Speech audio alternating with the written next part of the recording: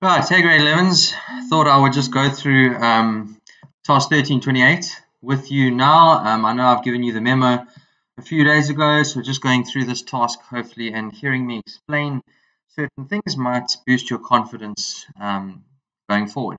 Right, so we're in the back of our textbook, page 545. It's one of the revision activities at the back of the textbook. So let's just read through it. And as always, I'm just going to highlight the answers in yellow and talk through them as we go. So page 545 says that Tash manufacturers manufacture school blazers. The financial year ends at the end of August 2008. We are required to do 5 ledger accounts and to close off these accounts at the end of August. Okay, so the balances, first of all, in the stock accounts, they give you the opening balance on the 1st of September 20.7, and they give you the closing balance at the end of August 20.8. So initially, I can put some opening balances here. So for example, my raw material stock has an opening balance on the debit side here of 60 grand, which we were told. So I can highlight that one in yellow. The next opening balance they told us was for work in progress. So I can go and highlight this line here. Happy debit side, opening balance there. Finished goods opening balance was 44,300. So moving to our finished goods account, there it is here. Opening balance 44,300. They also give us opening balances for factory cleaning materials and packing materials that were used in sales. Okay, so those will be consumable stores or factory cleaning materials used wherever they're used. So the first one, factory cleaning materials, is going to be in factory overheads. So if you'd like, here's factory overheads account here. Don't worry about all the figures, we'll get there. But if we look at cleaning materials here, there's a little one next to it. It's going to start with the 5,200 Rand there in my calculation just below. And that's the opening balance. We're going to assume for a second that we're going to use this full 5,200 Rand this year, which is likely because it was opening balance from last year. So also the packing material for sales, we're not going to really use that because that's going to be a selling and distribution expense. And we are not asked to do the selling and distribution account. Okay, so don't stress about that 1,800. We may get to do it or deal with it just now, but for now, let's just ignore it. Okay, so also at the end of the year, we could, I guess, if you'd like to, let's go have a look back at our opening balances. It tells you that at the end of the year, raw materials was 54,620. So if you look carefully at my raw material stock account, I could do my balance carried down at the end of the year and brought down at the start of the next year. There we go. So there's our end of year figure. Likewise, with work in progress, it's 19,260. So I can do exactly the same thing and put that carried down balance there and that brought down balance like so. Okay, and the last one, similar kind of thing. Finished goods, it ends the year with 52,490. So there would be my balance carried down, and I'm going to bring it down on the debit side. Okay, does that hopefully make sense? It's just going to help us in building our ledger account. Okay, I'm struggling to highlight this one. Okay, so there's my 52,490 when it comes to finished stock. Okay, likewise, I guess, if we have factory cleaning materials of 6,800, we're going to subtract it from our calculation at the end of the day. Why? Because this 6,800 we have not yet used. So it would be wrong to expense it here on the debit side of factory overhead if we haven't used that 6,800. Anyway, over the page, it gives you a summary of transactions for the year ended 31 August 20.8. So going back to our first account, the raw material stock account, the first line says purchases of raw materials for cash, and I asked you to please scratch that line out. That was an error in your paper. You did not have to have that 78,600. So sorry if you included that amount. It was an error. The next line says raw material purchases cash was 467,800. So there we go on the debit side of my raw material stock. There is bank debit side 467,800 bank because I paid for it in cash. Credits 204,400. So there's my next line on the debit side 204,400, and we've bought it on credit, so creditors control. The next line, raw materials that were returned to suppliers of 12,600, implies on the credit side, creditors control 12,600. We are returning it. They were broken, we didn't like them, or whatever the case was. The next line, carriage on raw materials paid. We've paid it in cash, so 15,900 would get debited on the debit side of raw material stock because you are adding to the value of stock that you are buying. So bank, and you can put in brackets carriage, that means you've added to the cost of raw materials that you've bought. Okay, so there's your debit side, and it's complete with 748,100, and you can then total that also on the credit side and 748,100. That's pretty much all you're going to hear about when it comes to raw materials. The missing figure then on the credit side is going to be the balancing figure, which is 680,880. So the wording of this here, and I'm going to put it in green because it can be a bit debatable sometimes, it goes to the account called raw materials issued. And it's an account you'll never ever use, okay? Although it ends up arriving in work in progress, right, it has to go through direct materials issued or raw material issued. So just be careful of that contra account.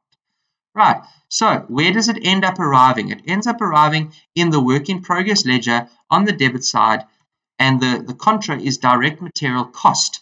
That's the general ledger account it's come from.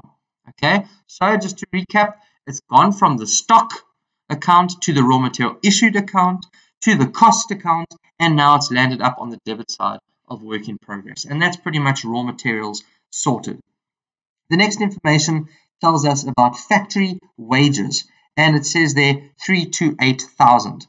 Okay, factory wages implies direct labor cost. So there on the debit side of work in progress will be direct labor cost. That's where this 328,000 has come from. Note that this transaction does not involve UIF or medical aid contributions.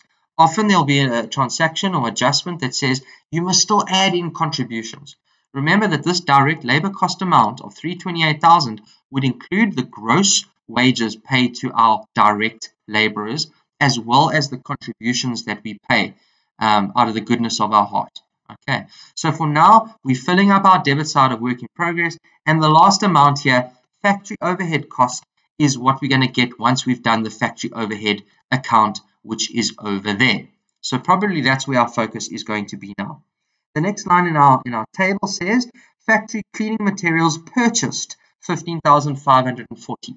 Right, so we've already highlighted cleaning materials, and there is our missing 15,540. Right, so opening balance of 5,200, we bought another 15,540, and we have not used 6,800, so we subtract that away.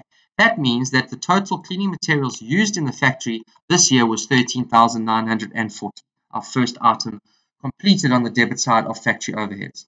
The next item in our table says packing material purchases, 10,100. Right, so for packing material, this implies most likely that packing material on selling our stuff. So when people come and buy our stuff, we pack it in some materials and it goes out with the client. That is not associated with the factory. Packing material will be for selling and distribution expenses. So in the grand scheme of things here, are we asked selling and distribution expenses anywhere? Trading account? No. Okay, so for now, we do not need to look into that packing material purchases. Water and electricity of 22,400 is then given, right? And there's a calculation there next to it. 3.4 says that water and electricity, as well as insurance, so we'll get to insurance soon as well. I'm going to highlight it in yellow for now. It says they are split between the factory and office in the ratio 4:1. Okay, so 4:1 implies that 4/5 will go to the factory and 1/5 will go to the office. So calculation number 2, there it is there, says that 4/5 of 22,400, the electricity, as well as for electricity, or insurance, sorry, 4/5 of 9,800 was our insurance figure. So there's water and electricity for the factory, 17,920, and for insurance for the factory, 7,840. Okay. The next item was rent expense, was 36,000, and there's an adjustment there as well. 3.2 says the rent must be apportioned between the factory, sales, and the office according to the floor space used. The factory uses 800 square meters out of the 1,200. So that ratio means that the factory uses 8:12, or yeah, so let's go have a look. Number 3, rent expense, okay, And here's the calculation. 36,000, the total rent expense amount, times 800 over 1,200, the ratio that the factory is using, leaving the rent expense for the factory of 24,000. It has not told you the ratio between the sales and the office. And why has it not given it to you? Because it's not required anywhere in this task to do those two accounts. Okay, so we can ignore them. They're not relevant. Then it says salaries, factory foreman, question mark. Okay, the next two lines say sales, staff, and office, the receptionist. Neither of those two lines would affect factory overhead, so we can just ignore them. The salaries, it says in 3.1 that the factory foreman earns 6,000 Rand a month. During the year, the business contributed 5,400 Rand to his pension fund and 12,000 Rand to his medical aid fund. Okay, so look carefully when it says salaries here, we are talking about the foreman, right? This is for the foreman. The calculation here unpacks how much this guy should get. 72,000, which is the 6,000 times 12 months. You then add the 5,400, which is the contribution for pension fund, and you add the 12,000, which is the contribution for medical aid. So the total salary for the foreman in factory overheads is 89,400. Okay. The next amount says sundry factory expenses of 32,460. There is the amount in my factory overhead account. Sundry expenses 32,460. We don't have to split this amount up because it says for the factory, right? Then the next amount then says depreciation for factory plant of 26,000, and the same thing, because it's stipulated factory, we know it's all for the factory. The last amount, office equipment of 6,000 Rand, refers to the purchasing of an asset, and it's for the office. So this has got no relevance to the factory overhead account, so we can total the debit side, it's finished. We can put that total on the credit side, meaning that the full amount of 211,560 would get closed off to the work in progress stock account. So if it's on the credit side here, I can go to my debit side of my work in progress, which we have almost finished. There is my 211,560. We've always got those four amounts on the debit side, by the way. We can now total it because it's complete on the debit side, put the amount to the credit side, and because we knew the balance at the end of the year, therefore the missing figure is this finished goods stock. It means that we have finished working on 12,19,580 of school blazers. So if that's appearing on the credit side here of work in progress, it will appear on the debit side of finished goods. There it is, debit side, and it's come from work in progress. Okay. We can also finish this finished goods ledger. If our debit side is now complete, we can total it, and we can put the total on the credit side. And because we know the closing balance there, the missing figure refers to cost of sales. This 12,113.90 refers to the cost price of the sales of school blazers that we have made. Okay, so our ledger accounts are pretty much finished. Just to recap, there's our raw material stock all done, work in progress all finished, finished goods all finished, and factory overhead cost all done. The last ledger account which you were asked to do was trading account. Trading account, and some of you asked me this, what goes to trading account? Remember, sales and cost of sales gets closed off to trading account. So, just to get the format underway, there is sales and there is cost of sales. Remember, sales minus cost of sales gives you the gross profit, which gets sent to the profit and loss account, right? So if it's on the debit side here, it will appear on the credit side of profit and loss, right? For the sales figure, currently it says there that all blazers are sold at cost plus 60%. What is the cost price? Well, from the finished goods stock account, which we did over there, our cost of sales that we worked out was 12,113.90, right? There it is there. I've just unhighlighted it, 12,113.90. So if that's the cost price and my cost of sales, I can put that there next to cost of sales. How do I add 60% onto it? You would have said 100 plus 60 over 100 times the cost price of 12,113.90, and there is my sales figure of 19,38224. Okay, so if that's my biggest side, I could put that as my totals on both sides, debit and credit, which would mean that my balancing figure or my gross profit is 726,834.